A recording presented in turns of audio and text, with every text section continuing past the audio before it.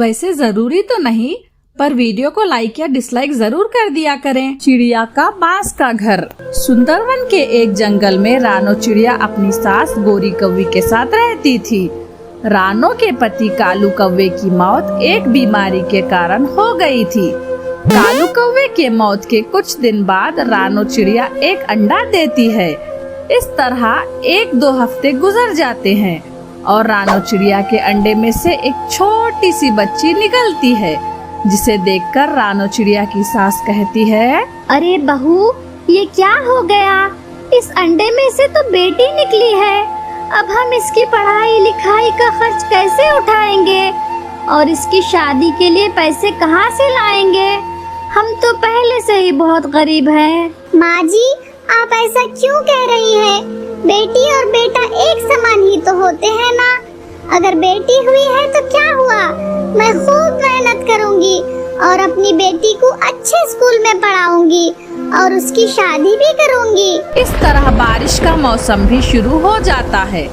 तब रानो चिड़िया की सास गोरी कौवी कहती है, बहू, अब क्या होगा? घर में अनाज का एक भी दाना नहीं है और तेरी बेटी भी भूख से रो रही है। अब इसके लिए दूध कहाँ से आएगा? और हमारे पास पैसे भी नहीं है जो इसके लिए दूध ले आए। माँ जी, आप उसकी फिक्र मत कीजिए, मैं अभी काम की तलाश में जाती हूँ। अगर मुझे कोई काम मिल जाता है तो मैं वापस आते समय दूध और भोजन लाऊंगी। पर बहू, तू काम की तलाश में कैसे जाएगी? अभी तो बहुत तेज बारिश हो रही है। माँ जी, मैं अपनी बेटी के लिए कुछ भी कर सकती हूँ, पर मैं अपनी बेटी को भूखा नहीं रहने दूंगी। ये कहकर रानो चिड़िया तेज बारिश में काम की तलाश में निकल पड़ती है। तब उसे एक ईंट भट्टी पे काम होते हुए दिखाई देता है और वह ईंट भट्टी के मालिक के पास जाती है और उससे काम मांगती है। फिर ईंट भट्टी का मालिक रानो चिड़िया को काम दे देता है और रानो चिड़िया ईंट भट्टी पर कड़ी मेहनत से काम करने लगती है। इस तरह कुछ दिन गुजर जाते हैं, लेकिन बारिश अभी तक नहीं रुकी थी और तेज बारिश में काम करने की वजह से रानो चिड़िया को तेज बुखार आ जाता है, जिसकी वजह से वह आराम से काम करती है। उसे ऐसा करते हुए ईंट भट्टी का मालिक देख लेता है और उसके पास आकर कहता है, अरे ये तुम कैसे काम कर रही हो? मुझे धीरे धीरे काम करने वाले पक्षी बिल्कुल पसंद नहीं है।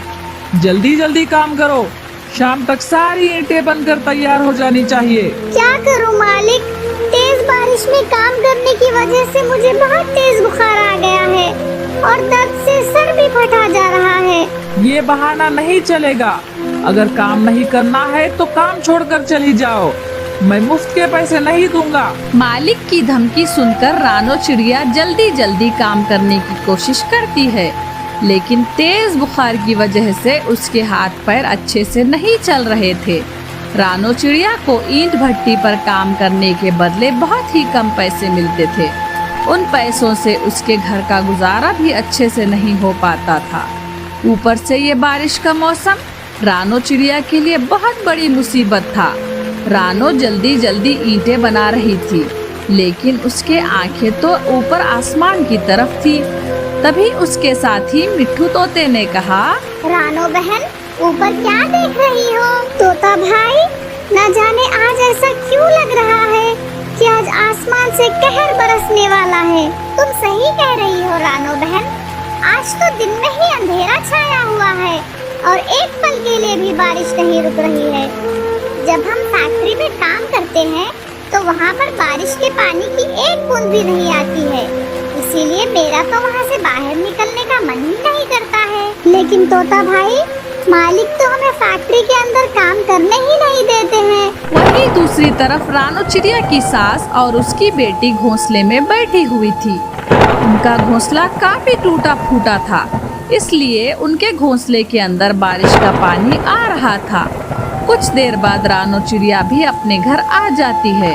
तब उसकी सास उससे कहती है, आ गई बहू तू, अपने लिए दवाई और बेटी के लिए दूध लेकर आई है ना? नहीं माँ जी, तेज बारिश होने की वजह से बाहर सारी दुकानें बंद हैं। कोई बात नहीं बहू, बाहर बहुत तेज बारिश हो रही है, आज बरसों के बाद इतनी तेज बारिश हो रही है। माँ जी, आज आपने खाना नहीं बनाया है क्या? खाने में क्या बनाओ? घर में खाने के नाम पर थोड़ा सा चावल और दाल रखी है। ऐसा करती हूँ, उन्हीं से खिचड़ी बना लेती हूँ। तो ठीक है माँ जी, आज खिचड़ी बना दो। कल मैं सबके लिए राशन का इंतजाम करूँगी। गोरी कभी खिचड़ी बनाने जा ही रही थी कि तभी तेज बारिश के साथ तेज हवाएं भी चलने लगी। तेज बारिश के साथ तेज तूफान भी आ गया। पता नहीं आज क्या होने वाला है। तूफान इतना तेज था कि रानो चिड़िया का घोंसला हिलने लगा। ये देखकर गोरी कव्वी और उसकी बेटी गुड़िया डर गई। माँ, हमारा तो घोंसला हिलने लगा। अब हम सब मारे जाएंगे। नहीं गुड़िया बेटा, तुम डरो मत, हमें कुछ नहीं होगा। बाहर बहुत तेज बारिश हो रही है और देखो हमारे घोंसले के अंदर भी पानी आ रहा है। वो दोनों ऐसे ही बातें कर ही रही थी कि तभी उनके घोंसले में बारिश का पानी भर जाता है और वह सब अब बारिश के पानी में थे। तब रानो चिड़िया कहती है, माँ जी, हमें जल्दी इस घोंसले के बाहर निकलना होगा, वरना अगर ये घोंसला टूट गया तो हम इसके नीचे दबकर मर जाएंगे। लेकिन बहू, हम सब कहाँ जाएंगे? माँ जी, हम लोगों को कहीं सुरक्षित जगह पे जाना होगा। आप लोग चलिए मेरे साथ। ये कहकर रानो अपने परिवार को लेकर घोंसले से बाहर निकलती है और थोड़ी दूर जाने के बाद रानो एक जगह रुक जाती है। वहाँ एक पेड़ है, हम सबको उसके नीचे जाकर छुपना होगा। लेकिन रानो बहू, उस पेड़ के नीचे भी तो बारिश का पानी आ रहा होगा। माँ जी, हमारे पास कोई उपाय नहीं है और ना ही कोई छुपने के लिए जगह है। अगर हम उस पेड़ के नीचे बैठ जाते हैं तो बारिश का पानी हम पर थोड़ा कम आएगा। रानो के कहने पर वो सब उस पेड़ के नीचे आकर बैठते हैं, लेकिन फिर भी वो तेज बारिश और तूफान से बच नहीं पा रहे थे। पता नहीं ये तेज बारिश और तूफान कब रुकेगा। रानो बहू, तुम गुड़िया को अच्छे से पकड़े रखना।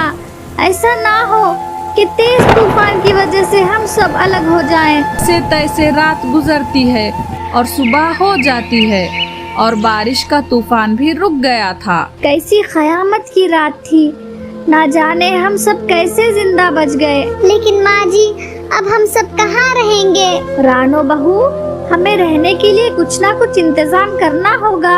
हम इस तरह सड़कों पर रहकर अपने दिन नहीं गुजार सकते। आप चिंता मत करो माँ जी, मैं दूसरा घोंसला बना लूंगी। लेकिन इस काम में आप सबको मेरी मदद करनी होगी। लेकिन बहू, ऐसे घोंसले से क्या फायदा? अगर फिर से तेज बारिश या तूफान आ गया तो फिर से टूट जाएगा। इसलिए अब हमें हमारा पक्का मकान बनाना होगा। लेकिन पक्का मकान बनाने के लिए हमारे पास पैसे कहाँ से आएंगे? वो दोनों ऐसे बातें कर ही रही थी कि गोरी कव्वी की नजर बांस पर पड़ती है और वो कहती है, बहू वो देख, ये जो बांस लगे हैं, हम इन्हें ही काटकर अपना बांस का घर बनाते हैं।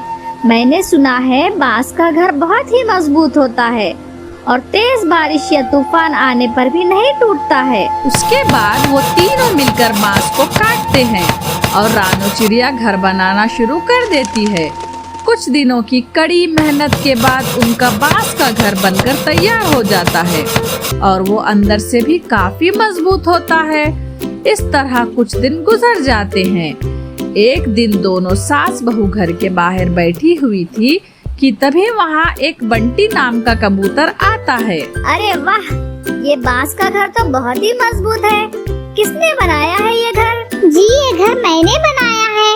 बताइए क्या काम है? वो क्या है ना, ये घर बहुत ही अच्छा बना है, इसलिए ऐसे 10 घर मुझे भी बनवाने हैं। तो क्या तुम बना सकती हो? इसके लिए मैं तुम्हें अच्छे पैसे दूंगा।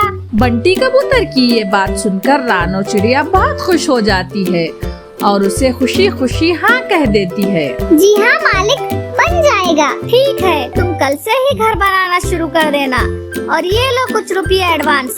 बाकी के पैसे मैं घर बनने के बाद दे दूंगा। ये कहकर बंटी कबूतर वहाँ से चला जाता है और रानो चिड़िया उन पैसों से खाना खरीद कर लाती है और वो दिन उन तीनों पेट भर कर खाना खाती हैं। रानो बहू, आज हमने कितने दिनों बाद भर पेट खाना खाया है। माँ जी, अगर ऊपर वाले ने चाहा तो हम रोज भर पेट खाना खाएंगे।